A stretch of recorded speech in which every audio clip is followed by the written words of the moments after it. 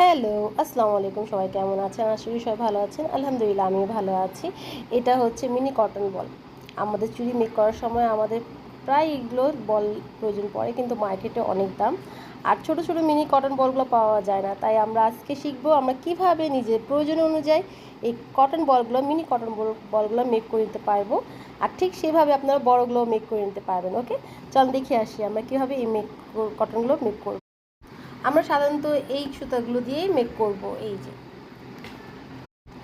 আমরা এই সুতোটা দিয়ে আমাদের এই মিনি কটন বলগুলো মেক করব, কারণ এটা সুতাটা খুব সুন্দর। এটা দিয়ে মেক করলে খুব সুন্দরভাবে মেক হয়ে যাবে আমাদের মিনি কটন বল। ওকে, আমাদের বাসায় এরকম ফিতা থাকে। যদি আমার কাছে ফিতা না থাকে, আমরা স্কেল দিয়ে আমাদের মাপটা নিয়ে নেব।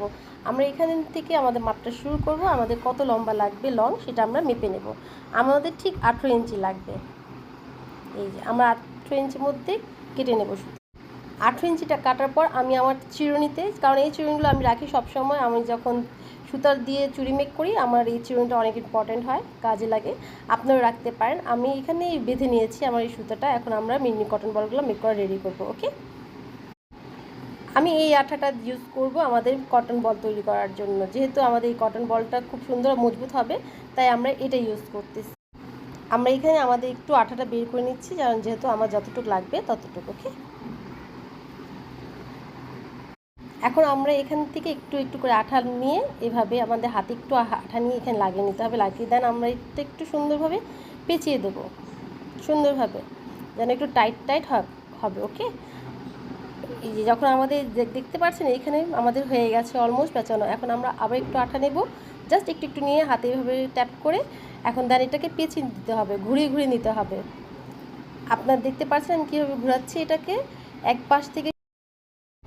এখন এটাকে ঠিক এই যে আমরা ঠিক এভাবে অল্প অল্প আঠা নেব নিজেদের হাতে, আর এভাবে করে সুতোটাকে সুন্দরভাবে পেঁচিয়ে পেঁচিয়ে ঘুরিয়ে ঘুরিয়ে নিতে হবে আমাদেরকে সুন্দরভাবে ঘুরিয়ে নিলে আমাদের এটা মিনি কটন বলটা মেক হয়ে যাবে।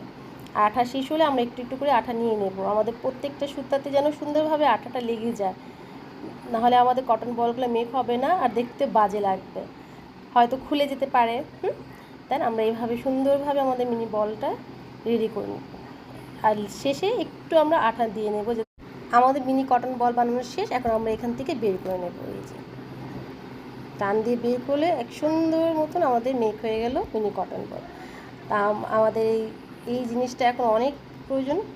আপনার যদি ভালো লাগে, দেখতে পছন্দ হয়, আপনারা যদি আমার কাছ থেকে কিছু শিখতে চান, তো ইনশাআল্লাহ আমাকে নক করবেন বা আমার চ্যানেলটাকে সাবস্ক্রাইব করে দেবেন। ইনশাআল্লাহ আমি সুন্দরভাবে আপনাদেরকে শিখিয়ে দিতে পারবো। So thank you.